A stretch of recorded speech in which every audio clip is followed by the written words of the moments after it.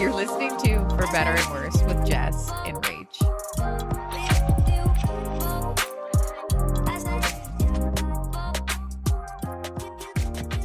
Hello, podcast family. This is Rach, just Rach. I wanted to hop on and just say real quick, I'm going to refer a lot this episode to me have already given birth, and that just hasn't happened yet, and that is okay. I thought you guys might want a little update or on the baby. All is well.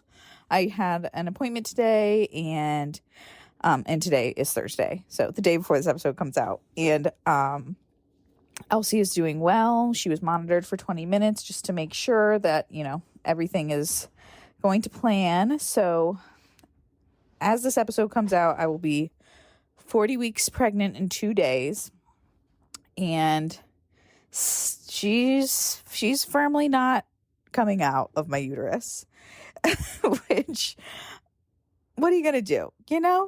But, I just wanted to let you guys know that she's still healthy. I'm still healthy. I think things could be a lot worse. Definitely uncomfortable, but other than impatience, we're fine. I was talked to for the first time about induction, but my doctor really didn't go into too strong of detail about that. I'll go back on Monday if she doesn't make an appearance this weekend. So if everyone and anyone wants to send out a good vibe to get Elsie out of my uterus by Sunday, that would just be fab. A lot of first pregnancies go later. Due dates are just a guess, and we are guessing. So, yeah, for any of you guys that have placed bets, I'm sorry if you've lost already, because she did not come early and she did not come on time. She will be fashionably late. But without further ado, here's the rest of the episode with me and Meredith. Love you guys. Hello, everyone. Welcome back. What up? Meredith is back, and she never left my house. She's still here. And she's still here, and we are playing or recording again until she's got to go get her kids. Kids. So, for those of you that might not have tuned in to Meredith's previous episode, you should go listen to it. We talk about kind of our history, our friendship. We got into a little bit of, like how you found out you were pregnant. Yeah. And all of that. But before any of that, I guess we haven't been doing my usual banter, our usual quippy banter, because yeah. Well, I mean, I think my whole life now, this episode is going to be about pregnancy, birth, parenting, yada, yada, yada. But that's all my life is right now. Is just pregnancy. I'm at the doctor all the time. You're getting things ready. You're putting foil on baby products. Yes, I am putting foil on our baby products to deter the cats. Yeah, and it has been working. Haven't found Herschel in the baby swing. Seems like a genius idea. Or the pack and play. So we're hoping for the best. What is that, Coors? A Kleenex. Okay. Well, don't hurt anybody. And so I guess this is interesting for you guys since now we're in the past for you, but yeah, I just got back from my last growth scan. Mm-hmm. This baby is already 6 pounds, 8 ounces. Flexible. And flexible. Yeah. Her feet, she had her feet by her, in front of her face, grasping onto her ankles, just right there. Just. Yeah. She's like, oh, would you like a picture? Because you're not going to get it. Not today. They did give me a close up of her vagina. It's a girl. And I was like, that's graphic at this point. I was like, before it was just a lack of a penis. And now I'm like, I don't need this photo. I don't need it's this not photo. odd to check, but yeah, I'm glad that we're triple, quadruple sure. Girl. I got her DNA tested. 2 ultrasounds have already confirmed, we know. We know it's a gal. Mm-hmm. But it is just wild. And I think like it'll be funny talking about this because it's like, oh, I've already given birth. So it's like, I'll probably just be laughing at myself. Like, what? Wow, yeah. Are you going to like do this? Are you going to have to listen to it again later, or are you going to I might get it ready now? Yeah, because I might be so mad at myself. Like, yeah, it'll be, it's bitch, hard you to thought, know. bitch, you thought you would have, you know, all these hopes and dreams for your labor, and maybe they won't come true. Well, but yeah. So, Meredith, you have 2 kids. I do. Yeah, a boy and a girl. And if you listen to her previous episode, Meredith got pregnant on an IUD, very unplanned. Yeah, so I sure did. For the person that asked both of us the question. No, bless this person. I'm sorry. Perspective on how you knew you were ready for a child, emotionally, financially, etc. Here's what I'll tell you for free. What I knew is I was not ready emotionally, surely financially. Surely. Was so poor. Yeah, you and Nick were not even working full time. I was working part-time at a church, part-time at Starbucks, and he was working. I mean, all jobs at Starbucks are part-time. Like, unless you're a manager, you're part-time. But you can we were mostly working full-time hours, but like it's not guaranteed. Right. Everything else about it is great, you know, like healthcare, a rockin' maternity leave. Yeah. So if you're pregnant and scared, get a job at Starbucks. Yeah, get a job at Starbucks. Get a job at Starbucks anyway. It's great. It is. It's also wild and terrible, but so is everywhere. Exactly. Pros and cons. Yeah. So you were not trying with your first? No, I was actively not trying with my first. Yeah. And had an IUD. I always say the wrong name, so I won't. A Paragard. That's the right name. I had the copper one because it doesn't have the hormones. Like, I was interested in birth control without the hormones and stuff. Okay. So I got that in, and I had it in for exactly barely 1 year before it was falling out. And as we've said in the previous episode, Meredith is very fertile. Yeah. Like, you just have to, like, look at me and it's like, boom, pregnant. Boom, pregnant. Yeah. But you only have 2 kids, so something is working. We're actively not looking at each other. No, yeah, we close that. I was walking around with it. Yeah. I actually have a belt that I wear. No. Oh, good. I'm glad. No, we're just like really careful when we have sex, and I'm not when sperm is involved. Yeah, because if you're pregnant, then you can't get re-pregnant, so that helps you for like 9 months. True. You can't like double up in there. That's not how twins work. Did you have sex while you were pregnant? Like, was it a regular? Like, did you feel like you maintained your normal kind of sketch? I would say no. Yes and no. I would say at different trimesters, like early trimesters, if you're feeling like when I was feeling like with Miles, I experienced like very little morning sickness. It was like I was nauseous immediately. Like, I was nauseous anytime I was hungry, but as long as I ate, I was fine. With Florence, I had pretty bad morning sickness until I threw up. So I threw up almost every day for 6 weeks. But once I did, I was good to go. It was not what you experienced. Oh, you bastard. I would love that. Yeah, I do. There's a lot about my pregnancies and births that I feel like I will be honest about, but I'm not complaining about. I'd like that to be known up front. I'm not complaining. I've been lucky, blessed.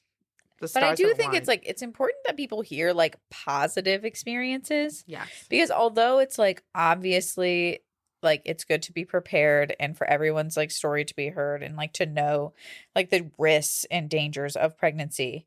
But also there are good pregnancies and labors and births that like deserve to be talked about. Yeah. And I haven't really super talked about this on the podcast, but that's what I'm trying to do is like have a positive outlook going into labor, because fear doesn't help give birth. Oh, it does not. Fear is like that's a whole, I think that our media, social lives, I think everything, TV, all of it has such a negative connotation towards everything to do with birth. Yes. And the like way that it is portrayed is just not like accurate to how it has to be. Right. Some births are traumatic and hard. Yeah. And that's on some terrible doctors. Yeah. Terrible doctors. Just, bad luck. But like in general, bad shape female, pelvises. like our bodies are designed to do it. Yeah. So most of the time we should be able to do it. Yeah. And interventions were made for the situations where they needed it. Yeah, not so that like people's vacations can happen at the right time. Right. That it is strange. It is strange how birth and labor and all of it is portrayed. Yeah. And did you feel like with both of your kids, I mean, I obviously know more than our audience, but like how were your labors different from each Yeah. other? Yeah. So both of my kids loved the oven. Both Yeah. kids were like Loved being cooked. cooking away, had no desire to exit the world. With Miles, I was with Miles I had a more set maternity leave of like it was because of Starbucks, like they make schedules. So my manager kind of wanted to know a date that I was going to be done. So it was really stressful to me that I was going on maternity leave with no baby. Yeah. So I was like, were you what, like 39 weeks you decided? no, 40. I had her put me on until my due date. Okay. But then, I mean, obviously she was like, I can't, it's like going to throw us way off if you're just like going to labor on the floor, which is what I wanted to so bad. I so badly wanted to be at Starbucks. Ideally a closing shift. Why? Because I wanted to leave work. Is anything better than getting to be like, okay, I gotta go. I'm having a baby. It's like a free pass to like not have to work. I just thought it sounded so great. Well, mostly I want my water to break on the floor. Well, I didn't want that. I wanted to go into labor. Yeah. I was always hopeful that like I would just start feeling those contractions, and then I would be like, I was friends with everybody I worked with, so I was like, we can all like time it out, and like Nick will come, and then we'll leave. That was my ideal world. Okay. Didn't happen. What did you get? So I basically tried to walk him out. We didn't know. So I say walk him out. I say Miles, but we didn't know what we were having. We decided to let it be a surprise, as everything was with that pregnancy. Yeah, but keep it full force. Yeah. So I was like aggressively nesting. Like I was intentionally aggressively nesting. Like I was like moving bins around in our basement. Like I wanted to be so active that this baby had no choice but to come out. And so I basically think I kind of just like overdid it, because basically my water like slowly broke. Like it started trickling out. Like I noticed that my underwear was wet, and then I was like, okay, this is odd, but it's not red, so it's not scary. But also I've heard stories of people whose like babies have kicked them at the wrong time and they've just peed themselves. Yeah. So I was like, this could easily just be me constantly leaking pee. So I like went to bed. At like 4:00 in the morning, my underwear was fairly damp, but not enough to where I thought my water broke. So I just went downstairs, and because my husband sleeps on the couch a lot, not for any issues we're having, just because he likes to fall asleep to a show and doesn't wake up again. So he snores, so she's not about to. I'm not complaining. Yeah. So I went down, said like, I think this is really happening. He's like, should we let anybody know? And I was like, we don't have any to let anybody know, because we don't have anything that anyone's coming to do for us. Right. And I have a doctor's appointment in the morning. So unless I feel contractions, we're just going to go to my doctor's appointment and have them tell us to go to the hospital. We do that. It was a very odd doctor's appointment. They were very unclear about whether we should go to the hospital or not. And so they didn't check you for amniotic fluid? They did. Oh. It was amniotic fluid. They said that. So I was like, what do we do now? Because I didn't want to be dramatic. That was the last thing I wanted to be, was this pregnant woman showing up at the hospital and then like getting hysterics. In hysterics, like getting sent home. Like, oh, of course she thought she needed to have the baby now. But I was like, I had to ask like 3 times, like, so do we go to the hospital now? And she's like, yeah, I think you could head that way. And I'm like, I want like a very clear, yes, this is where we need to go. Because if I can go home and like what I had envisioned in my head can happen, like I can naturally go into labor, and and I will say, if this was happening to me now, like if like with more kids in the future, if that happened again, I would not have gone to the hospital then. I would have gone home to wait. I would have been careful, because once your water is breaking, you can get infected. Yeah. So I would be taking no baths. I would not be doing anything like that. I wouldn't be keeping that area closed, but I would not have gone to the hospital. We did we went home, got our stuff. we went out to breakfast because I knew what was coming. Yep. So we went out to eat. We like tried to be excited but relaxed. Went to the hospital, got checked in, and basically nothing was happening. Were you not contracting? It was like so sporadic. Yeah. So sometimes it would be like I was contracting every 3 minutes, but they were nothing. Like looking back, it was just like barely. I was like cramping. Like it wasn't a true contraction. Okay. But we were timing them, and something was happening. It just wasn't happening full on. And yet. how far along were you? 40. I think he was 4 or 5 days late. So it wasn't like quite 41 weeks or anything like that. So it wasn't like, but the hospital. So I delivered both my babies in a very small hospital. Yeah.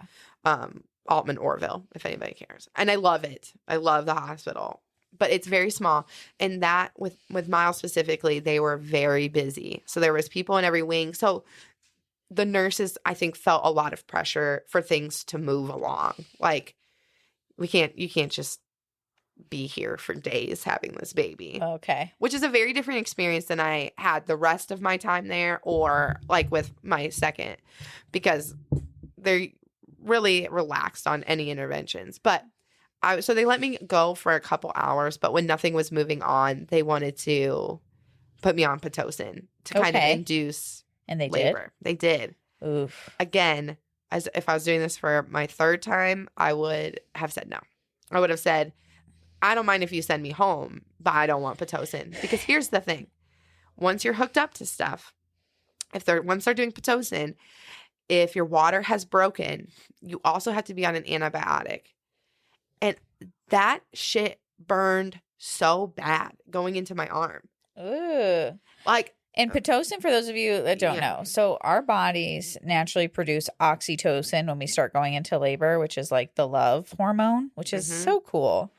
And Pitocin is a synthetic version of that, and it's designed to help speed up your contractions, which will hopefully speed up, your dilation and everything. A lot of people say the reason why I don't want Pitocin is because it ramps your body up so much that you aren't able to pace it. And if you want to go without an epidural, it makes it significantly harder because your body is suddenly, having contractions every couple minutes to like multiple. Yeah, multiple. It is not like where oxytocin is like this love thing. Pitocin is just like this aggressive thing. Yes. And yeah, it just like forces your body. Your body just does what it's going to do. If you've ever done K2 instead of marijuana, that's what you can imagine. Just aggressive synthetic drug that your body is like, whoa. But I mean, obviously, it is a system that a lot of people use to like get things progressed and, Which is just like frustrating, I think, because. But you did Pitocin and you did not get an epidural. Yeah, You sat through it. Yeah.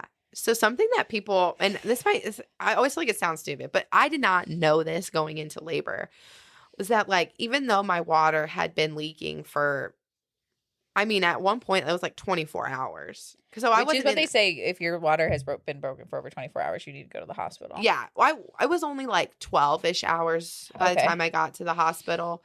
But I didn't realize that my water had not fully broken. Okay. So I was really intentional, and Nick is a great labor coach because he learned it and he knows what he needs to do. And so I wanted to keep active during labor. So he had me on like, maybe it was a 10-minute kind of cycle of like, I could lay or sit in the bed for 10 minutes doing like intentional breathing and relaxing. Then I moved to the exercise ball for 10 minutes and bouncing, which I really did not like. That was my least favorite part was the ball bouncing. And then I walked the halls for 10 minutes. Lordy. So, or like in the room. I was at least standing. I think towards the end, we dropped the walking because it was like I was having to stop every little bit to have a contraction or breathe. So, but it was just like standing or swaying for like 10 minutes. But one of those times when I was bouncing on the exercise ball, my water broke. Yes, they say that will happen. I had no. Did you feel like a relief of pressure? Yeah. But fear. because I had no idea what was coming out of me because I thought the water was gone. And I'm just like looking. My mom and Nick were both there. And I wish I had a picture of my face because I am certain it is the most surprised I've ever been in my whole life. Yeah. Was that this warm liquid was gushing out of me. Yes. I was like hoping the baby was like sliding out. I was like, are you coming? Catch him. But no. No, he did not come. So I don't remember times. So I'm just going to say hours wise. I don't remember like what time.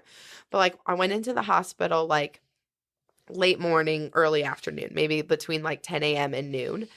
Then Pitocin and like, so probably like 8 hours later when I moved into like real labor. So when there's like pre-labor, labor, transition, and then pushing, like your baby's coming out. Right. Is it active labor? Pre-labor, active labor, transition, that? Or is there I think active labor is like you're pushing the thing out. It's after transition. I don't know. Either way, it was like, and then I pushed for like an hour. But it didn't feel like it. If you asked me with no knowledge, I would have said 20 minutes. Yeah. But I will tell you, my midwife, phenomenal. Yeah. I loved her. With Miles, I didn't get to have the same one with Florence. But she was so calm. She was so relaxed. She literally was, she had a, not an assistant, not an apprentice. What are they called? Resident? Yes. She had a resident with her. So the resident was the one, and I didn't care, like, doing the catching part of it. I talked to my midwife about that today. I'm like, because I was like, because I see all the doctors in the practice. Mm-hmm. Like, I have one specific doctor, but, like, I see everyone. And she's like, we do that because, like, it's whoever is on call. Yeah. Like surprisingly, your doctor is not just going to walk up for your delivery. And I don't care. I know. I'm sure people feel differently. Like, I'm sure people find comfort, in a doctor. But I'm like, I just feel like once I'm like, my body's going to be doing this thing. Yeah. I do say that as like a tip, though, for people who are like asking questions for their first time having a baby, is that when you go to your doctor's office, you should feel comfortable with a majority of the people that are there. Not all of them. Yeah. I don't think that's ever going to happen. But you should like a majority of the people at the practice because you are not going to see one person all the time. I didn't really understand that my first time around. I loved my midwife. I wanted to see her all the time. It didn't really like click with me until the end of like, oh, wow, yeah, she's not just going to like rock up. Mm-hmm. But I didn't have a lot of fear revolving labor. So I don't think that was a big deal. It was just like in these one-on-one appointments, I would just like to talk to this lady. They don't care about that very much. No. But Jessica was her name. She was so relaxed. We love Harry Potter. She also loved Harry Potter. She was a Hufflepuff. She had the gear on. Cute. And she was like literally eating a granola bar when I started pushing because like I said, the hospital was so busy. She just had a long day. Oh my gosh. And we had like really good repertoire. So I think she knew that I could it would put me at ease more so. Yeah. I'm like, how could anything be wrong right now if my doctor feels comfortable eating a granola bar? Right. She is calm, cool, and collected. Yeah. And so I did all different kinds of positions with Miles. During transition, I was laying on the bed. It was propped up. So I was kind of like sitting up, but I was laying. And I don't recommend this, but I was like, to relieve some of the pressure, I was like holding on to the bar of the hospital bed. But I was like pulling on it so hard. The next day, I was so sore from it because your body's doing things it can't normally do. Right. But I just didn't have any other way to relieve that pressure. So I was doing that. But then when Ashley came time to push, I turned to my side a little bit for a little while. And then I turned all the way around. And I was basically like on my knees. Mm-hmm. I was like on my hands and knees, but vertically because the hospital bed was up. The bed up. So I was like holding on to the bed and then pushing him out. And that's how you gave birth, was him? I think that once he was really coming out, I flopped a little bit back on my side. Okay. But most of the work was you weren't laying down feet I was not laying down, saddled up, pushing this thing out. It was not it's like the worst way you can have a baby. I know. But that's the thing I feel very lucky that like I'm at a practice and you were obviously at a practice that like prioritized like natural labor positions. And they say, like, sometimes on your back is the most comfortable way for some people. But for the majority of people, it's not. Like, my mom suffered severe back labor with That is one thing I do not wish upon myself. But manifesting, I won't have back labor. But I think part of that is from being forced to labor in bed. Yeah. And like sitting, and I think they have ways to help relieve it now. Like, I don't know. And back labor is when you feel the labor entirely like in your lower back. I can't even imagine how much it hurts. I didn't have any. But I just can't. It does not seem. My midwife was the one who opened my eyes to the fact that that's not it. Right. She was like, look, because I was asking about a tub at one point, because the birth center like does have tubs, and she's like, yep, we can get the tub out. You technically cannot give birth in the tub. Yeah. She's like, but look, the baby's coming. The baby's coming. Baby's coming in the tub. It's coming in the tub. Baby's coming on the floor. We're coming on the floor. She's like, I have no problem. She's like, you want to be hands and knees like you're a dog giving birth? I will catch it before it hits the tiles. I promise. Like, right. She was so laid back. We loved it. But another thing that opened my eyes to that was I read Ina May. She has 2 books. One is the Spiritual Midwifery, and then the other one is Guide to Childbirth, which is, I think it's sometimes also called the Guide to Natural Childbirth. Okay. It's super hippy dippy, very crunchy. You got it. And something I'm learning is, especially if you want to like attempt to give birth without interventions, you do gotta weed out some of the weirdos. Yeah. And because like I'm doing a hypnobirthing course right now, and some of the stuff I'm like, I get it. There's absolute truth to what you're saying. And I do believe that like birth and labor has been like, there are over interventions. Mm-hmm. There's this huge fear around giving birth that shouldn't be there, that impacts like our media, which then impacts us, like, and how we approach it. Like, there's problem, okay? But also like in this hypnobirthing course, they said, your body will never create a baby that is too big for you to push out. Mm. And I'm like, that is also not true. History begs to differ. Yeah, I think some babies get stuck. I think some people have tilted pelvises. I think that might not be real. Yep. And I think women have died in childbirth a lot. Right. And unfortunately, it's wild being in a country with as many interventions and as readily available as healthcare, is. Here he comes. Here's Josh. Here's the man of the hour. They can't see you. Do you have anything to say? Hello. Hello, everybody. It's Josh. I'm dealing with some anxiety today. So. He is. I haven't dragged you. I haven't talked. We haven't. I'm dealing with some anxiety today. Bless him. I don't talk about his business that he's not ready to talk about. He can talk about that himself.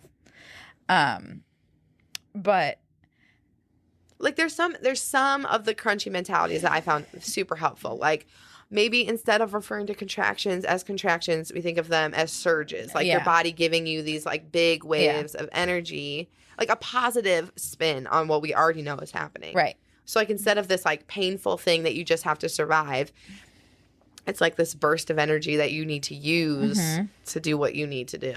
Yeah. My hypnobirthing course uses the word surges too, but I'm like, I'm not going to tell my doctors like, please only use the word surge. Oh yeah. I'll tell you right now. Hey, they're not going to. I don't do birth plans. You don't do birth plans? I think they're good to know, but I don't walk into the hospital and hand them my birth plan. I know. But they ask for them. Oh, they never did that for me. Okay. If they ask, I feel like there's not a window. Not that necessarily like they ask for them, but like they ask, do you have a... My doctors asked my birth plan beforehand. Yes. They asked like, and it was like basic. I was like, I don't want an epidural, but if I get to a point where I'm asking for one, I'm confident that I will want one and need one. I am not, I don't really get out of my head. Mm-hmm. Like if it's coming out of my mouth, I want it. Yep. And I'm not morally against them. Right. And that's how I feel too. Like the people that are like, it's poisoning your baby, please stop. It's definitely not. I feel like you could line people up and you'd never be able to pick who was epidural baby or not.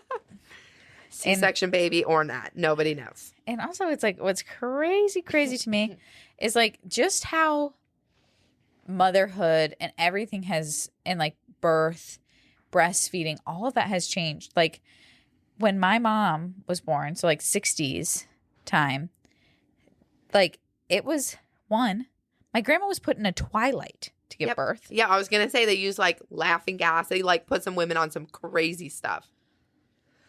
Are we nuts?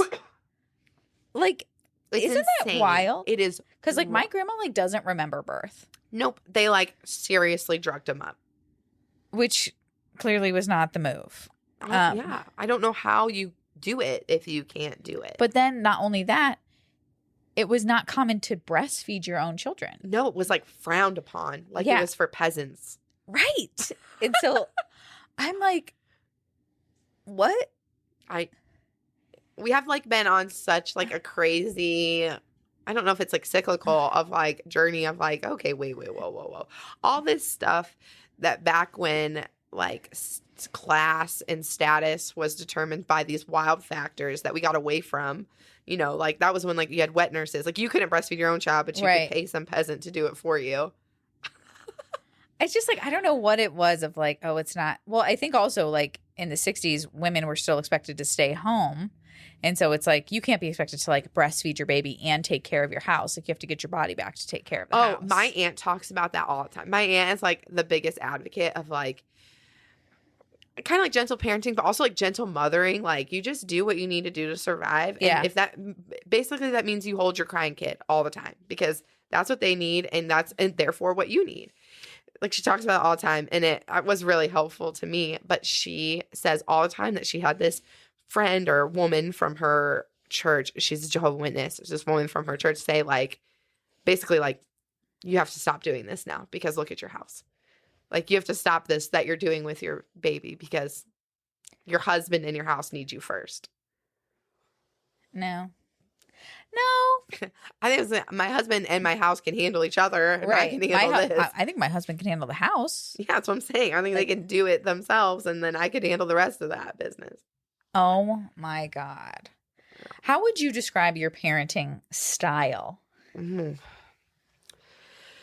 I mean, mostly gentle parenting is, or I think I've seen more people using the word conscious parenting, and that's what it feels more like. Mm-hmm. We don't do, like we don't spank, we don't do any like physical thing. Punishment. Yeah. We do timeouts sparingly when other things are not having an effect, but mostly it's just like conscious parenting. It's like intentionally. The biggest thing that Nick and I both want is for our emotions to not be ruling the moment. Yeah. Like just because something is frustrating to us does not mean that what our kids are doing is wrong. Right. That is like our number one thing. It's like there are some things that our kids do that are wrong because we're humans and we mess up, but we mainly lead with like not letting our emotions control and believing that our kids are good. And so they're not, if they're doing something, they're not doing it to be bad. They're not doing it to manipulate us. They're doing it because they're just trying to survive and they just want what they want. And who doesn't want what they want? Right. Yeah.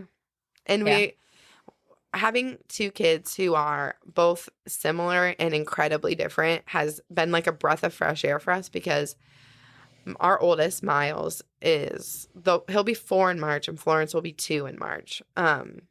And Miles is just, like I said earlier, a roller coaster of emotions. So he has been much more difficult to parent. Yeah. From infancy on up. We could have used the term colicky. He has big feelings. Big feelings, big. And it's not even words. It's just emotion. Oh, he gets completely overwhelmed by his emotions. Like when I was watching them, which was like such a treat because they're just so good. But also it's funny because it's like they're better. I said So Meredith, Yeah, I was whenever like, well, Meredith thank and I goodness. see each other and like, Miles is like, oh, where are you going? She's usually like, oh, I got to help Rachel with this. Got to help Rachel with that. And I said, I was like, I think Miles knew that I'm a woman that needs a lot of help. He's like, Because I know. he was helping me clean up stuff. He was just, And we'll tell you that child does not do that at home on a regular basis. He's not wiping the table. but we were like playing downstairs and I couldn't get on the floor with him because I was like, I just can't. I was like, I'll be on the couch. So I was like on the couch, just looking at him, watching him. And he just looks up. He's doing his own thing, looks up at me and goes, I think I'm ready for bed now. I had just put Florence down. And Meredith and Nick were going to put him down. When Yeah, we I got was like, back he at, can just stay 8:15. until we get back. But he was like, I think I'm ready for bed now. I was like, oh, okay. And I knew that he needed to wear pull-ups at night because we had talked about it like a couple weeks ago. And I was like, I don't think that has been solved. But I didn't know where they were. Because I thought they'd be up in his room. And I was like, buddy, you know where your pull-ups are? And he goes, I don't. Like I immediately. don't know where they are. And I'm like, it's okay. Yeah. I don't know where they are. And I'm like, oh. And it's like, I think I'll for ask him, Mom. it is like a combination of immediate stress of like, what happens if we don't have any pull-ups? And then I can't go to also bed. of like disappointment of like, I don't know. I Like, don't. you're asking me and I don't know. And it's like, who gave you that anxiety? Not your parents. Yeah.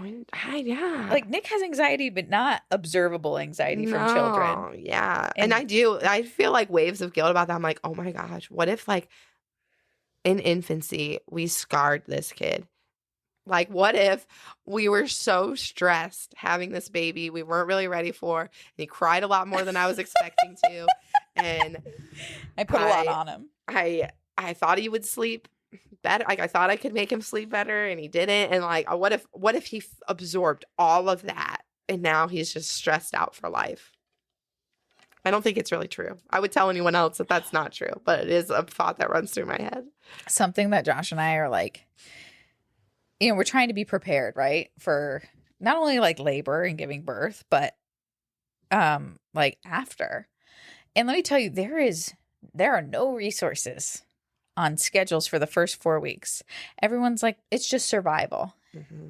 And I think non-pregnant me, not about to have a newborn in 4 weeks me, I'm like, oh yeah, 4 weeks is, I'm like 4 weeks of like inconsistent sleep, not knowing what they need. I'm like, that is going to be brutal. So my maternity leave from the pod will be 4 weeks. So it will be very fun to come back to tell you about my survival of those 4 weeks. Of those first 4 weeks. It is true. And I know it goes for longer than that, but it's like they're, but like sometimes they can't regulate at all.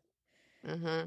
Like they are still getting used to the world. Literally being just out in the world. Yeah. And that was something I understood better with my second. And I would not say I found any joy in it, but I found a lot more peace of like, this ends. This is not a problem to be fixed or solved. It is just something to survive and get through. Yeah. And it'll shake itself out. We are more on the side of sleep training than not.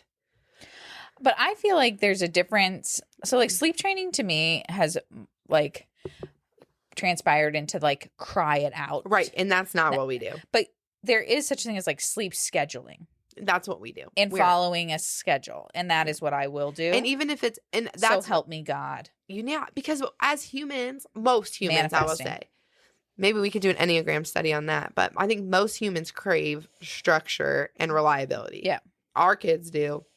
The more structure Miles has, the less emotional meltdowns we have. Yes. He just loves it. He likes knowing when things are happening. Yeah. And like, or at least like this happens, then this. So even if it's not a schedule on a time, it's like we do this, then we do this. Mm-hmm. So. And if there's something that like I've learned, because they're obviously like Madison is open about the fact that like she did not do any sort of like sleep training or anything with Eric. She ended up co-sleeping and it was really brutally hard. And now she is trying to get a 4.5-year-old on a sleep schedule. Huh. Sorry. Whoa. A 4.5-year-old on a sleep schedule, and he ain't taking too kindly. Okay. He's like, I don't enjoy this. But let's go they're back working to the way on it was. But I always say it's like you have to choose your hard. And I think especially in the newborn stage, like you're going to choose a hard, whether that's like your baby only naps on you or, you know, you deal with pumping exclusively so you can, you know, share responsibility with your partner. Like there's a lot of stuff that I'm like, you're just picking and choosing your hard. And especially if you're like alone, if you're in a partnership or not, like if you're alone in parenting, Horse, get out of here. Kid. If you're alone in parenting, you have to choose what is going to help you sleep at night. Yeah, because there's literally like no way to make it easy, but there's just a way that's like you're doable hard. Like, all right, this is the path that feels the best to me. Right. And that's the stuff that like you can't predict. You know, like I don't know. No, yeah, you don't the type know of what baby I'm gonna have. Like, I hope if I'm going on, if we're going on who she is in utero, womb. in womb, she is pretty chill. You know, she doesn't do a lot of movements. She's not super active at night, but that also helps because like I have a sedentary job unless I'm shooting, so it's like they say like if you like work on your feet, like it's harder to get babies into a rhythm because they're being rocked to sleep all day if you're on your feet all day. And then at night when you're still, that's when they're up. And so there is a little bit of like research science to deal with the fact of like, I did not know that. That can be why it's hard for babies to get back on a schedule because it's like they're flipped, like they're being active while you're sleeping, which is why some pregnant people don't sleep. Because their babies are not, but she's chill. Like she's pretty consistently chill all the time. Like after meal times, she's mostly active, but like I'm hoping sleeping will go well. I feel like I hope it does. Yeah. And mostly it's like her story is just like she's supposed to be here. So I feel like she's going to make her presence known in some type of a way. For better or worse, because that was Miles for you. I was like, this kid absolutely has to be here. Yep. Universe, everything needs him here. They've pulled out all the stops to make it happen. Yeah. And I don't know if I just had the like perspective. So like because like the first trimester was really, really difficult. And already it's true what they say that you like forget about it because I'm all like after I watched Miles and Florence, I was like, I went 2 years apart. I went 2 years apart, please. You know, which is like we ordered that right up. Yeah, we did, and I said that's what I went. But so like I've already kind of like blacked it out how awful it was. Even though I was like puking 3 to 4 times a day for 16 weeks straight. You were so sick. I was so sick. I know.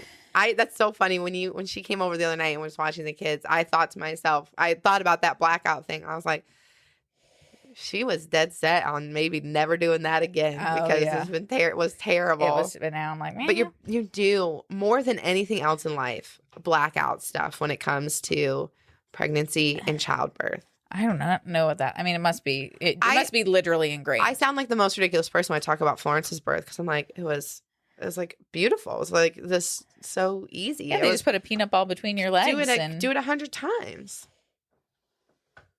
You just black out.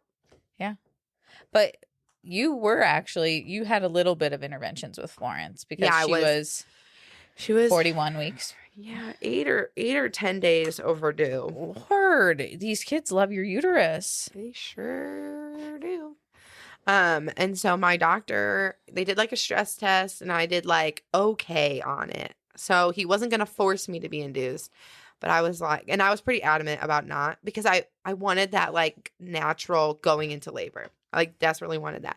And my doctor, so I had been going to the original midwife and she left the practice midway through my pregnancy and I just wasn't prepared to switch. So I stuck it out and the doctor is fine. He shoots it pretty straight though, which I came to really appreciate. He's like, I feel like you're really against this. Can you just tell me why? And I was like, yeah, I feel like a lot of people who are induced end up in a C-section. I don't want to just be getting induced because it works better for the schedule or like for me, like I just don't know why this baby can't just come when she's ready to come.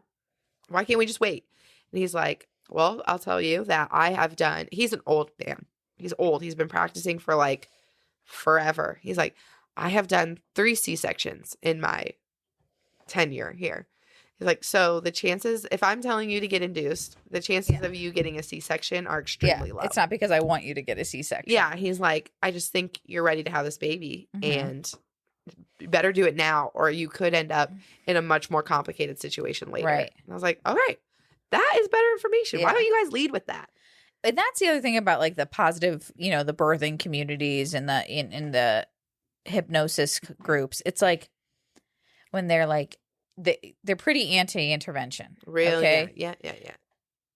But it's like there is such a thing of your baby pooping inside of you and causing a lot of issues. Right. So it's like I understand that our bodies are designed to do this, but that doesn't mean that we need to like shit on modern medicine. Right. It's There's like there's a fine line. both things can exist, and you just have to find the middle ground that you want to be. But in. your induction was it like a gel or side like, attack? It was this little tiny clear pill tab that they stuck up in my vagina, and like literally it's the smallest thing. The nurse put it in. So I went to the hospital at 6:30 in the morning.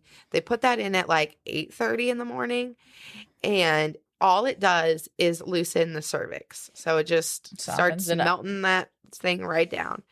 And it worked like a dream. I basically from that point went into a natural labor. Went through everything else naturally. Like, were you admitted at 6:30 and then they put it in and then? Yeah. And then Florence was born at like 4, I think.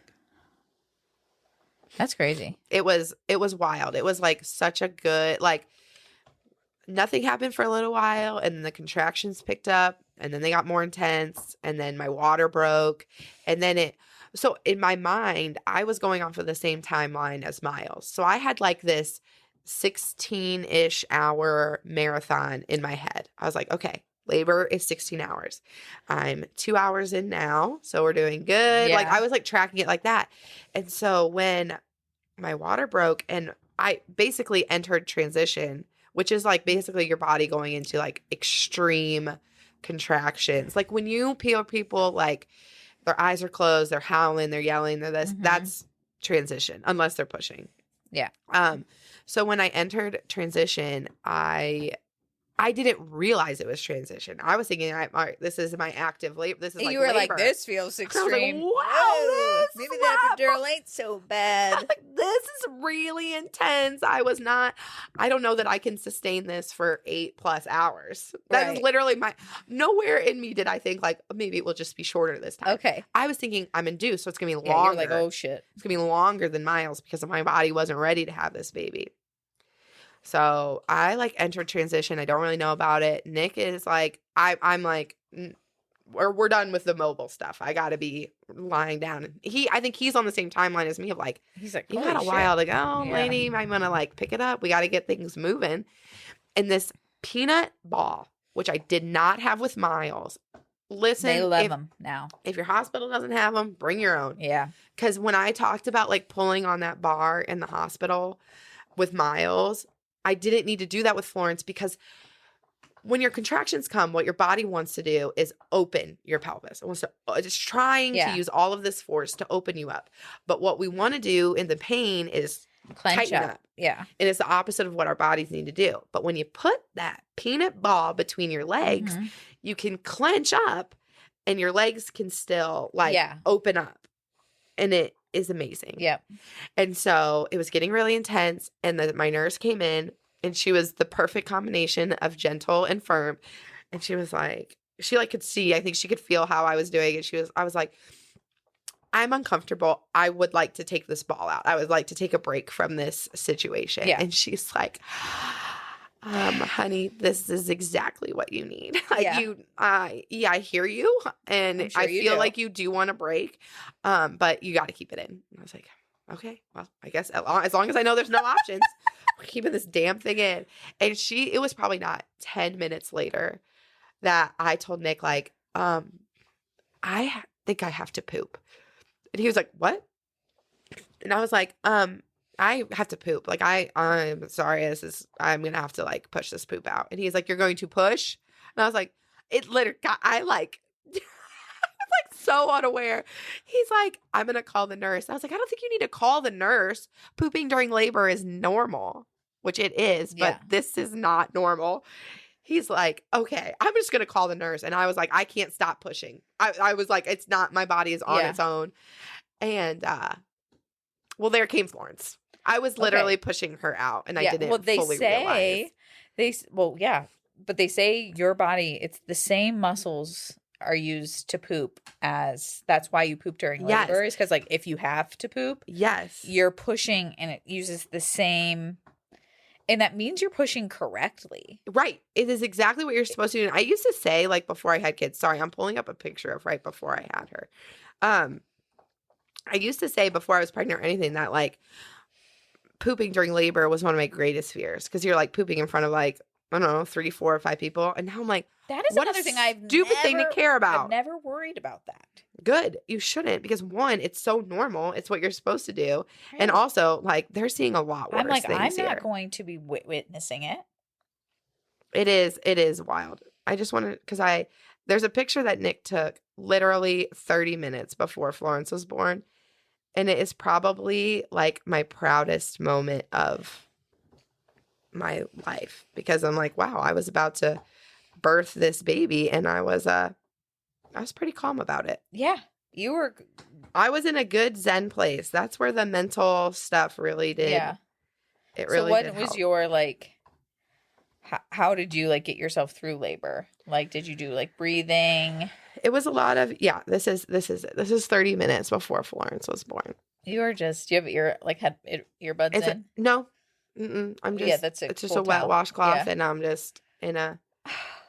You're in a trance. Yeah. I mean, before it gets really intense, we just do things I like. So we watch like shows, like with Miles or with Florence, it was Friends. Like you just put shows on the laptop and like trying to talk and stay like engaged. And then once I enter like transition, it was all I could do to just keep literally like thinking about like positive. Like, it was thinking like, okay. Cater to the oxytocin. Yeah. The baby is coming. My body is doing what it needs to do. Like we have been pretty clear from the beginning that we want like 4 kids. So with Miles, it was like, all right, we're getting to 1 down. Only have to ever do this 3 more times. Florence, I was like, woof, halfway there. If all this goes smoothly, I'm halfway there. So it was like just a lot of thinking like, I can do this. Mm-hmm. And in that book with Ina May's, when they talk about the surges, they talk about how like contractions are usually, they have like a peak. So they like build up, there's a peak, and they build down. And that peak is never more than like 12 seconds long. Yeah. So the worst part of it is only 12 seconds. So I do a lot of counting too in my head of like 1, 2, 3, 4. And I'm like, okay, you can do anything for 12 seconds. Yeah. My like course is like called up breathing. And so you breathe in for 4 seconds and exhale for 8 seconds. Okay. And you do that like 4 times. And like that's about as long as a contraction is. And so they say to practice breathing, which is true with like any like how like breathing through pain, like whether like even if you've gotten a tattoo, if you can't breathe through pain, like it's very hard. And I'm sorry, how ridiculous is it, all the shows and movies that we grew up on where the labor breathing is like is that supposed to be Lamaze? Like, do you remember Lamaze? Yes. Is that supposed to be Lamaze? I feel like that's what was portrayed from it, but I don't know if they just did that for dramatic effect. But I'm like, what a terrible way to, that stresses me out just hearing it. It's panic. That sounds like panic. When like I'm really hoping, it's funny that this is going to be released after, but I'm like, whatever. It's funny that we are so afraid, like we're so afraid of something that our bodies are going to naturally do. And I say this, like, I'm not afraid of death. And so like, I'm not afraid of birth. Yeah. And I feel like you're probably similar. Yeah. But I feel like a lot of people, which is weird because it's like, I want to be in control of everything. Same. But there's just something about like death, something about like the inevitables of life that I'm like, I'm not holding anxiety about it. Well, I think it's like, I think for people who like us, we like to be the most qualified person in the room. We like control. It is like you just realize there's only so much of this you can control. All you can control going into labor is your mentality. Yeah. And what you're doing with your body. But if your body is not doing it, you can't, there's only so much you can do. Yeah. So if you are a person that is trying to get pregnant, are pregnant, if you're worried about birth, I would really, it's true, like surround yourself with like positive stories. Don't shield yourself from like the realities of like what birth can be. But I think it's important to focus on like, if you go into birth only hearing like emergency C-section stories, you know, terrible induction stories, like how are you ever going to picture a reality where like you had an empowering birth, you had a good birth? Like I've said the whole time, like I'm looking forward to going through birth with Josh, like being able to like lean on him and rely on him, and for us to like go through this together and like have this as like a core memory. Yeah. Like I'm approaching it like we're building a core memory around bringing our daughter into the world. And I want that to be a positive experience. And although like part of hypnobirthing and all those courses are like preparing yourself for C-sections because they happen, because they need to happen, because sometimes your baby's just not having birth. No. And that's all right. And if you're not prepared for it, if it is like, if you are so worked up against it, it can be so much more traumatic. Right. Versus just being able to say like, okay, I'm aware that this could happen. I'm in control. I'm also acknowledging that this is the best thing for me and my baby. And I get to meet my child in a couple hours and we're doing it. And that's that. Yeah. But it is a wild, it's such a wild thing. You have a doula, right? I have a doula, yeah. Did your doula recommend your hypnobirthing class, or was it just like... No, so my doula is like up in Cleveland, and so I think she has like a Cleveland-based hypnobirthing like But she's for it. Yes. Okay, She told me to get. Okay, yeah. But she's the same. She's like, she's pro interventions, like if they need to be done, you know? But she like, her and I can talk about the fact of like, I told her the hypnobirthing course was like, you never birth a baby too big. And she just rolled her eyes. She's like, oh my God. Like, that's just clearly not true. Right. It's clear. Like, hopefully not. But my baby is already a full-sized baby. Yeah. And she's technically got 4 more weeks in there. She's got 4 more weeks in there. So Elsie. I got big hips. Okay. So can't wait to see how big she actually is when she comes out. Josh and I both said 8 pounds. We definitely are. She's going to be 8 to 9 pounds.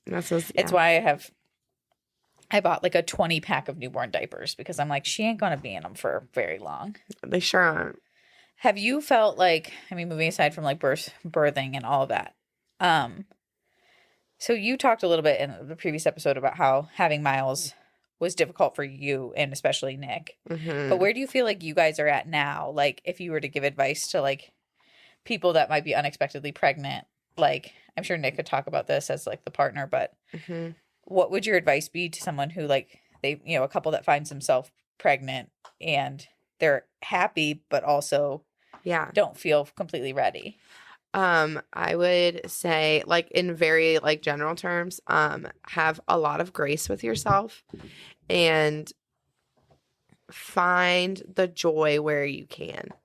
So I think that Nick and I got in this almost toxic mindset of like, this isn't really what we wanted. This is a lot harder than we thought it would be. It's really changed our life. So I guess everything is just kind of miserable now. And like, we weren't intentionally making ourselves miserable, but we were also not doing anything to like bring ourselves joy. So like, we probably would have been in a better place if we had looked at each other and been like, okay, so the reason we weren't going to have kids yet is because we had things we wanted to do or places we wanted to go or these things. Like maybe let's make a list of these. And obviously we're not going to be able to do all of them, but maybe we plan a trip for when we can, or we each individually go and do just one thing a week or one thing that we like would normally do. Because we just like, I think it just felt like things were so hard and so unexpected that we just like lived in that for too long. And what would you say was like the hard? Was it like you guys like Was it a lack of connection for you guys, or was it more just like the new schedule, the new normal, the mourning a life that you thought you would have? It was mourning a life we thought we would have, first and foremost. Because, I mean, we're not, like, wildly exciting people. Like, I was like a lot more exciting before my mid-20s. I did, like, a lot of life then. And so, like, we like being at home. Like, we're homebody. Like, we like those things. But I think it was just this idea of, like, now we have to be... Lack of options. Yeah, now we can't go just... go out to dinner. I think we thought we couldn't do a lot more than we could have. Yeah. I think we were so scared. Miles cried a lot. So, like, the crying really got to me. Like, I didn't want to be at a restaurant and him be crying. And I'm not shy about breastfeeding. It doesn't, like, scare. I would whip it out at a table at any point in time. Like, I'm not, but it just was like, I think I felt so stressed that it was like, it's at least less stressful at home. Yeah. But that probably wasn't, like, the best. Like, I probably could have used, like, my family lives close, like, within 2 hours, but they live 2 hours away. Yeah. So I probably, like, somebody who would have been around me, like, every day probably would have been like, we need to get you out of the house. Right, but no one was seeing you regularly other than Nick, who was also struggling. And I struggled because I was like, I've always wanted to be a mom. This is not something I didn't want. I just, like, didn't want it right now. Yeah. So it was, like, hard for me to come to terms with, like, okay, what does that look like? What does it look like to be, like, happy and having this baby that you love and also mourning this life you thought you would be having? Mm-hmm. And, like, finances, like, I'm a budgeter. I am in full control of our money. But, like, we didn't have a lot of money. So there was, like, not a lot of ways to treat ourselves in it. So, I mean, that would have helped a lot, too. Yeah. Like, you and Nick both still were not settled in your careers. And even still, like, you guys are still, like, figuring that stuff out. Yeah. Like. But I think now we just realize, like, okay, that stuff doesn't matter as much as, like, just loving our family the way it is and, like, just finding joy in what it is. And I have loosened, like, I think absolutely, like, kids need a sleep schedule, but Florence has showed me that it can be a lot more flexible than it was with Miles. I think I felt so much of, like, okay, if I can just get him to sleep at the right times, everything is a lot more manageable. But that also, like, shackled me to certain things of our lives, like places and stuff like that. And with Florence, I was like, okay, well, I'm not going to trap Miles in the house because she's got a nap. We've got to be more flexible. And so that has opened up some doors because I'm naturally a busybody. Like, I like being at home to relax, but I like doing things. You like to stay busy. I like to stay busy, whether that's at home or out. I like to have something to do. I don't really like to just sit around. Yeah. So I think finding that was, and, like, finding things to do was really important to me. A question that I wanted to answer, and kind of ties back to the other episode that we did, but how to balance friendship when one of you is a mother and the other is not yet. Because that was on there more than once, right? Yeah. People ask that. And we kind of, talked about our personal experience, but we didn't give, like, general advice about how to do that. And I think, like, it comes from both sides. Like, obviously, like, Meredith struggled with being honest about her struggle, which didn't help me know her struggle. Yeah. And so if you can because I wasn't, like, outwardly lying. No, but you didn't, how would you know what questions to ask to, like, know how I was really doing? I had no ideas. Yeah. And, like, I wasn't in a place to, like, be a stable friend until Miles was, like, 1. Yeah. Because it was, like, then that's when Josh and I, we'd been together for, like, 6 months. Like, literally, it was, like, Meredith gets pregnant. Rachel acknowledges her marriage is over. Rachel spends some months trying to fix it, trying to reevaluate. And then Meredith gives birth. Rachel leaves her marriage. And then you are, like, I'm getting divorced and leaving my husband at the same time as Meredith is navigating a newborn stage. But I feel like if you have the privilege of being able to, like, look at your friend who's about to give birth and you know that you're not in that stage of life yet and say, like, what do you want our friendship to look like? What do you want involvement to look like? What do you, like, how can we continue to like grow and be vulnerable together, knowing that like your life is about to look very different than mine. Yeah. Which was just a conversation we didn't have. Like, I think we were both just surviving. Yeah. And for most of the rest of our friendship, everything had been so natural. So probably we thought it was going to be a more natural transition of like, all right, now Meredith just has a baby. She just got a little +1. Right. Easy peasy. But it was not so. Because, and for the most part, I'm a relatively stable person. Mm-hmm. I'm pretty much the same day in and day out. Yeah. Like, I don't get like a different reaction from me at different times. No. Most of the time. But after I had Miles, I would assume I was like a different person to talk to most of the time. Right. But you didn't even know that you were feeling depressed or anxious until. Or I did, and I was just like, I guess this is just life now. This is it. This is it forever. Because of just, you breastfed for an entire year. Of course, stop. Yeah. And that came with its own hormonal balance and literally like a hormone balance. Did you feel the same feelings with Florence as you did with Miles? It was not as extreme. I definitely felt like a sense of like kind of like coming to when I was done breastfeeding with Florence. Like I felt of like, all right, I remember this feeling of being back, but I never felt as crazy. Yeah. With Florence, it was more. She was planned. Oh, she was planned. And she was a better baby. She was a worse sleeper, but the rest of everything else was easier. So it was like more tolerable. And, no, sorry. I was breastfeeding. Oh, of course, you have thrown us off, okay, with your whining. Like the hormones and I don't know. I was just like altogether more relaxed. So I think the hormones did not have as much crazy to like latch onto. Yeah. I don't know. But it definitely felt different. Like I felt a difference when I stopped breastfeeding, but it was not the same. Okay. Oh, with Florence, it was like instance of rage more than it was just a regular. Like with Miles, it was just like a constant state of stress, anxiety, panic. I don't know. Doom. But with Florence, it was like I was fine until I wasn't. And then I was like melting down. Yeah. It was like, for me, it was pretty constant about her sleep. It was like, would be days when it's like, she can only sleep when she's strapped to me. So I either have to have something glued to me to continue on the 9 months that I already carried her around, or she's crying and not sleeping. Those are my choices, and they both stink. When did she even out? She started sleeping better on her own at like 6 months. And then she woke up every 3 hours to the night until she was close to 1. But she would go right. Of course, come here. Do you want to, if I just touch you, is that okay? Till she was close to 1? Yeah. Yeah. Whoa. Yeah. But also she was a great napper. Just as bedtime, just nighttime, just when you were trying to sleep. Yeah, I think it was like a breastfeeding thing. Like she just loved it. She was great at it from the very first second. And girl, I mean, you saw her. She's a chonk. She's a chonk, and she loves the food. All food, any food, loves it.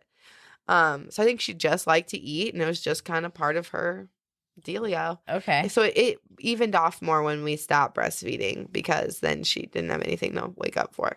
Okay. But she still cries out a little bit often at night. So I think she's just a restless sleeper. Most likely, if I could have just let it go. If I would have just let her cry or fuss. I don't even know that she was like full on crying. Yeah. But I was so like, I've just got to get this done. I'm awake now. I want to just feed her and her go back to sleep and it be done. Whereas if I probably could have like bigger picture looked at it and been like, maybe if we just take a couple nights and let her like fuss through it a little bit. I think she was just waking up. I don't know that she was like full on hungry. But it's like you never want her to get like, I never want to be upset. Up. And then I get in my head like she's just in there. All she ever wanted was mom, and just left her deserted in her crib. I've said like that I've been pretty good emotionally this pregnancy, and I really have, except I think the couple weeks I've been a little emotional.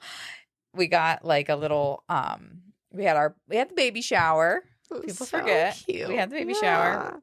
I was actually thinking, I was like, that'll probably be our banter before this episode. We'll talk about Rachel's shower. I was all ready for it. I forgot. We could have. Sorry, I forgot about it too. But we got the little Frida like med pacifier thing. Yeah. And I started tearing up. I was like, she's gonna get sick. She's gonna come up here. Yes, he wants to be in your skin. There we go. Oh my gosh. Nick is gonna be like, you smell like dog. I was just so emotional. I was like, she's gonna get sick and that's gonna be so sad. I'm gonna hate it. It is a little bit sad. It is sad. The kid's sick of being sick is so sad. Well, because they don't even get like the perks, especially when they're little, like infants. Like there's no watching. They're not like Just watching suck TV. the snot out of their nose. Yeah. Aw. But I just think parenthood is hard, and I haven't even done it yet. But by the time that this comes out, I'll be figuring it out. But so you were talking about like what about balancing friendships when you're not. And I would say as someone who with both Rachel and then like my sister is like my best friend and she doesn't have kids. And so something that I fully understand that they don't have kids, but from other people, I think something that you can do if you are the person who doesn't have kids is ask questions, even if they're dumb. Even like it could be curiosities, like what is this little gadget that you have, or like what is on your baby registry, or what does their sleep schedule look like? Even if it's things that probably feel a little bit boring to you, it is like all consuming to them. Yeah, I do feel like a new part of you was unlocked when I got pregnant, because you're like, oh, let me talk about diaper bags. Let me talk about diaper brands. Let me talk about this butt now cream. You won't be bored by this. Let me tell you about the 3 different types of butt cream I like. Right. Yeah. So I think it is just like giving that permission of like, this might be different between us, but we can still talk about it. Like, I still care. Yeah. And I mean, it depends on the friendship, because sometimes it's hard, especially if you're like the one that doesn't have kids, but you want to. Yeah. And they don't. That's probably going to be a really hard tension, because they're not going to want to feel like they're bragging. And I think it's like letting your friendship change. Like, because it's going to change. Like, and giving the space for that to happen. And I think like we had a hard couple years between just, everything we talked about last episode and, you having Miles and, all of that. But I think in the end, like, we're closer than we've ever been. Yes. Now. Like, it's like a marriage. You just gotta work it out, talk it out. There are good times and bad times. For better and worse. Yes, but I think friendships, I've said this before, that like, I think friendships are harder than emotional romantic relationships. Yes. Because there aren't set boundaries or expectations where like relationships always kind of, you have like ground rules. Yes. Like from the jump. And like clear, like, all right, I'm at least allowed to expect this. Yes. But like with friendships, it's not like, okay, I'm going to talk to them this amount of time a week. I'm going to, there's not a lot. And like at least with like marriages or like long-term partnership, there's freaking proximity in favor. Yes. Because this is something that we struggle with, because most adult friendships are made by proximity. They're people you work with or are in this group with or attend this with. Guess what? If we didn't make plans, how often would our lives intersect? Right. Never. We have nothing. We are not a Venn diagram here. Right. We do not have any overlapping parts of life. Right. And so it is like, you have to be both intentional about time and then also understanding that like, okay, time is really hard to come by. So what else does that look like? How else do we communicate? Right. Marco Polo and text, 2 separate conversations. Yes. Simultaneously. Snapchat if you need a third one, third thread going. And yeah, I just think let it change, but communicate. I mean, that's always like the pillar of any good relationship is communication. And I think that's something that obviously in our hardest times we weren't doing. No. We weren't communicating what we needed from each other. And it's hard when your relationship is changing and your priorities change, especially like when you become a parent and it's like, I literally don't have the energy. Yeah, I have a limited amount of energy I could spend, and it's all going towards this one tiny baby. Right, like you feel bad saying like I don't have any free time when you know like you have like 2 hours between when you put your kid to bed and then you get to go to bed, but you're like, I don't know how to tell you that I desperately need those 2 hours by myself, saying nothing to anyone else. Yeah. Sorry that I want to pick alone time over being with you. I just need it. Yeah. But there are like, there are games you can play. Like you can do different things on your phone to try to stay connected and just hopefully like. And I think it's not going to be forever. And like sharing random pieces of information is something that I have tried to get better about, is like just either like asking random questions or like if I saw something, like just trying to be like, okay, don't say that they don't care about this. Don't assume that they don't care about this, or don't assume that they don't know or whatever. Like just because it's been 5 days since you've talked to them does not mean you cannot ask them this. Like you just, it's got to be what it is. And it will be what it is. And you can't, it's hard. And I wish there was a better answer to those things, but it is hard. But if you have the opportunity to like have an open conversation with how things are going to be hard and the way that they're going to change, and be honest about that, because reality is like when you think about becoming a parent, or like you think about your friend becoming a mom, you're probably not thinking about them like being a mother of a newborn. You're probably thinking about them having a little kid you can take to the park and having like like a kid you can borrow, and they're not like borrowable. You can't like lend them out until they're like 2 years old at the oldest. So just know that like it is a long-term investment. And yes, and then if you're the friend on the other end, like if you're the one that has kids and the other doesn't, what did we learn from the last episode? Ask for help. Yes. Just like they don't know what you need, and you barely know what you need, but just as it comes up, like if you would really love it if they would bring you a coffee or a meal, or could you please pick up this, I don't have my butt cream that I need. Could you go to the store and get, like, just ask for help. People like helping people.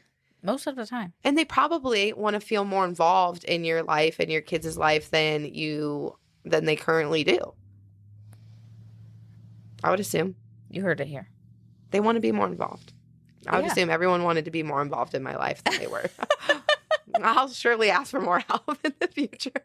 Because I love watching your kids. Like, it was great. It brought me such joy. I was like, look, they get to have this. I love Rachel. Now they get to know Rachel on their own without like me in the way. And I want them to like not be sure whether you are my sister or not. I want them to like be 9 years old and whispering to each other, like, Are they actually related? Who is Cher? Yes, who is Cher? Who's Grandma Cher? Who's Grandma Cher? And is she really our grandma? And why do we have 5 grandmas? Yeah, the kids will ask that. Why do we have so many grandmas? I want it to be like something they're just not sure about. Yes, and that's what I want. I talk about that, like, with Madison and Eric, and I'm like, I want Eric to not know whether to call her like a cousin, friend, or a sibling. Yeah, it'll be like a weird gray area. Of like, who is this? Because like, family is. What is the difference? Make it? Yeah. Well, Meredith, thank you for coming on, recording 2 podcast episodes in a row. I don't know if that's ever been done. I'm nervous about it. I'm not an entertainer. Yes, you are. I'm just like a being here person. You throwback to camp times. You are an entertainer. Wow. Okay, you're a leader of children. A leader of children. So is this a podcast for children? Yes. Well, no, but. What are we all other than adults? Just children. I'm not as cool as Jess. Nobody is. Good Lord. God, and it's so annoying. She's funny. So frustrating. She's stunning. And she's cool. Witty. Oh my God. Cool. Just oozes cool. I know. It's the designer clothing and just the like the whole vibe. I know. We love her. We do. We love her, but we are happy to have you. So thank you for being here. Glad to do it. Hope everybody enjoyed meeting my best friend. This is her.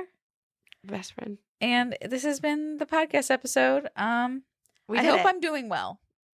I hope I'm doing well. Let's send good vibes out to the future Rach. Hope I'm doing well. The current Rach when you're listening to Maybe this. I'll go live from the hospital when I'm giving birth, We'd love to see Josh live in the hospital. Josh would actually lap that up. He'd be like, maybe it would help him come out of any sickness he's experiencing in the hospital. I hope he does well.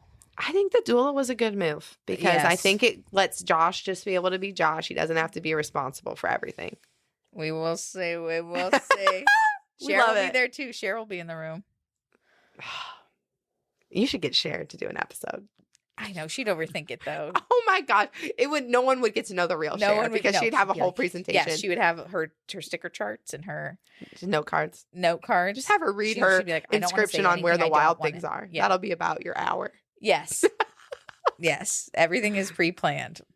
Those are the ways that our mom traumatized us. Is that everything must be perfect and planned. And that's all right. Was she 35 minutes late to my own baby shower? Yeah.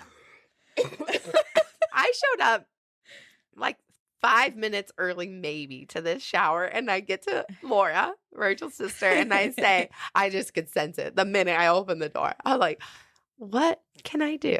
And she said, you can go to Cher's house and get Cher. I said, okay. I'm going there.